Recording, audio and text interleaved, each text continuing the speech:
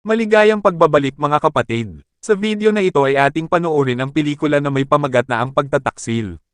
I'm sure na marami ang makaka-relate sa kwento na ito lalo na yung mga nahuli mismo at naaktuhan ng kanilang mga asawa. Sa umpisa ng pelikula ay makikita ang lalaki na si Samuel. Siya ay nagtatrabaho bilang helper sa isang shop, sa araw na iyon ay anniversary ng kasal nila ng kanyang asawa. Balak niyang kumain sila sa mang-inasal ng kanyang misis na si Ashley. Pero biglang tumawag ang boss ni Samuel at sinabing maraming gagawin sa araw na iyon kaya kailangan niyang mag-overtime. Pagkarinig nun ay nasira na ang plano niya. At nang dumating siya sa shop ay present din ang kasama niya sa trabaho na si Laura. Ang amo ni Laura ay kadalasang pinapanatili siya sa opisina, pagkatapos ay sinabi ni Samuel kay Laura na marahil ay gusto siya ng amo niya dahil close ito sa kanya. Napangiti na lang si Laura sa sinabi ni Samuel. Nang magtanghali, naisip ni Samuel na sorpresahin ang kanyang asawa sa pamamagitan ng pagbibigay sa kanya ng mga bulaklak para maramdaman niyang espesyal siya. Bumili siya ng mga bulaklak sa palengke at umuwi, ngunit hindi niya ito nakita sa bahay. Pagkatapos ay nakita niya ang pitaka ni Ashley doon, at nang tawagan niya ay tumunog ang telepono ni Ashley sa taas ng kwarto, naririnig ni Samuel ang tunog ng kampana. Nang umakyat si Samuel para tingnan ay laking gulat niya nang makita niya si Ashley na nakikipagtalik sa ibang lalaki. Nabigla siya sa nakita at nagalit ng tahimik. Sa kanyang galit ay dumukot siya ng baril na nakatago sa bahay para harapin sila ngunit pinipigilan niya itong gamitin. Sa halip ay umupo siya at nagsimulang uminom ng kaunting alak at unti-unting kumalma. Pagkatapos makabawi ng katahimikan ay lumapit siya sa kanila at pareho silang nahuli na magkapatong. Takot silang tumugon, sa pagkakataong iyon ay sinubukan ng lalaki na tumakas ngunit pinigilan siya ni Samuel habang tinutukan ng baril at inutusan siyang manatili sa pwesto. Pagkatapos ay binati ni Samuel ang kanyang asawa ng isang maligayang anibersaryo, at ipinahayag ang kanyang pagkabigo na nagsasabi kung gaano kalaki ang ginagawa niya para sa kanya. Ngunit niloko pa rin siya nito, nang marinig ito ay nagsimulang umiyak si Ashley. Pagkatapos ay tinanong ni Samuel ang lalaki tungkol sa kanyang pagkakakilanlan, at kung paano niya nakilala si Ashley, ipinakilala ng lalaki ang kanyang sarili bilang si Damian at nagpaliwanag. Sinabi niya na 6 na linggo niya palang nakikilala ang asawa ni Samuel. Pagkatapos noon ay sinabi ni Samuel kung ilang beses na silang nagtalik ng asawa niya sa sarili niyang bahay. Sinabi ni Damian na 2 o 3 beses lang sila nagkita, tinanong sila ni Samuel kung paano sila nagkakilala at kung paano sila napunta sa bahay niya. Pinaliwanag naman ni Damian na nagkita sila online at nagka-chat. Nang malaman nila ang tungkol sa isa't isa ay inimbitahan siya ni Ashley dito para mag-loving-loving. Pagkatapos noon ay napansin ni Samuel ang isang singsing sa daliri ni Damian at tinanong kung siya ay kasal. Kinumpirma ni Damian at sinabi na ang singsing ay ibinigay sa kanya ng kanyang asawa. Pagkatapos ay iminungkahi ni Samuel na ang kanyang asawa ay makipagtalik kay Damian sa harapan niya, gusto niyang makita kung paano siya pinagtaksilan ng ganoon. Si Ashley ay nagsimulang umiyak at tumanggi ngunit si Samuel ay mapilit. Sa wakas ay napilitan silang magbakbakan. At nang ito ay natapos sinabi ni Samuel sa kanila na nakapanood na siya ng katulad na sitwasyon sa isang pelikula. Kung saan niloko ng isang babae ang kanyang asawa kasama ng ibang lalaki para sa pera.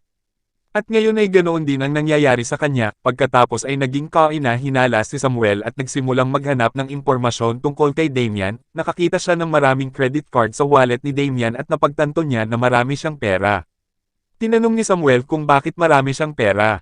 Nagsimulang maghinala si Samuel na ginagawa nga ito ng kanyang asawa para sa pera, ngunit ipinaliwanag ni Ashley na hindi ito tungkol sa pera, sa pagkakataong ito ay kailangan niya ng pera at gusto niyang bumili ng gitara para kay Samuel ngunit dahil sa kakulangan ng pondo ay hindi niya kayang bayaran.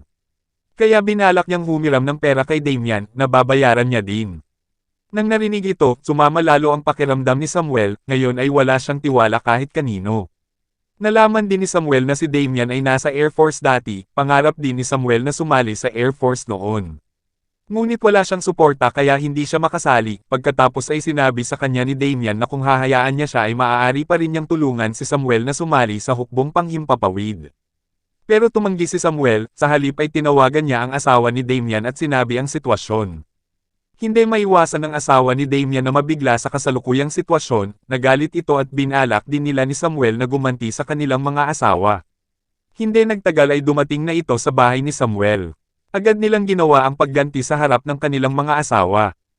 Upang ipakita na ang pagtataksil sa asawa ay lubhang napakasakit Kuya Edie.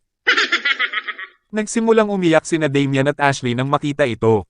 Sinubukan nilang pigilan ang mga ito, gayunpaman, hindi sila nakikinig sa sinuman at mabilis na natapos ang kanilang ginagawa. Kasunod nun ay sinabi ng asawa ni Damian bago ito umalis na gawin niya na ang gusto niya sa asawa niya dahil wala na siyang pakialam. Pag-alis ng asawa ni Damian, si Samuel ay tinanong ni Ashley kung ano ang nararamdaman niya. Umiiyak si Ashley at sinabi sa kanya na nakipagtalik lang siya kay Damian ngunit siya lang ang mahal niya. Pagkatapos ay nagsimula silang mag-usap tungkol sa kanilang pagkabata, ibinahagi ni Ashley na noong bata pa siya ay masipag ang kanyang ama. Pero sa kabila noon ay hindi siya na-promote sa trabaho. Isang araw daw, hindi siya nasundo ng daddy niya sa school dahil marami itong trabaho, kaya ang nagsundo sa kanya ay ang amo ng tatay niya. Ang daan pauwi mula sa school ay medyo malayo kaya nakatulog siya sa kotse, ngunit nagising na lang umano siya na hinahawakan ng boss ng tatay niya ang dibdib niya. Sa makatuwid ay minulis siya si Ashley ng amo ng daddy niya at pagkaraan ng ilang araw ay na-promote na ito sa trabaho. Sinubukan niyang isumbong sa daddy niya ang tungkol sa ginawa ng amo niya pero sinabi ng daddy niya na hanggat masaya ang amo niya ay wala itong problema. Mahal niya ang daddy niya kaya hindi sa makatanggi sa gusto ng boss niya. Pero isang araw matapos malaman na siya ay buntis, ang boss ng daddy niya ay natakot at binigyan umano siya ng pera pero hindi niya ito kinuha. Masama rin ang loob ni Samuel pagkatapos marinig ito. Pagkatapos ay isang bala lang ang inilagay ni Samuel sa kanyang baril, at sinabing lahat tayo ay nagkamali sa ating buhay kaya ngayon ay ipinapaubaya na natin sa Diyos ang pagpapasya kung sino ang papatayin. Pagkasabi nito ay nagpaputok siya ng baril. At dumilim ang screen, hindi alam kung kanino ang tama ng bala. Sa labas lang ng bahay dumating ang katrabaho ni Samuel na si Laura. Nagpunta siya para makita si Samuel dahil hindi na ito bumalik sa shop pagkatapos ng tanghalian. Sarado ang pinto pero hinala niya si Samuel ang nasa loob. Samantala si Samuel ay pinakita sa kabilang side kasama si Ashley, ang bangkay ni Damian ay binaon sa park. Sa gitna nito, nakita ang imahe ni Ashley at naramdaman ni Samuel na hindi niya kasama ang kanyang asawa. Dahil ang totoo, ang bangkay na nakalibing sa parke ay kay Ashley at Damian. Sa simula ng pelikula nang maisipan niyang patayin sina Ashley at Damian ay ginawa niya talaga. At pagkatapos niyang gawin iyon ay umupo siya doon at nagsimulang isipin kung bakit nagawa ni Ashley ang ganoong bagay sa kanya. At doon na nagtatapos ang pelikula mga kapatid. Kung ikaw kapatid, ano kaya ang magagawa mo kung maaktehan mo ang asawa mo na may nakapatong na iba? Gagawin mo din kaya ang ginawa ni Samuel? Ipaalam ang iyong komento at willing akong basahin ito. Hanggang sa muli, goodbye.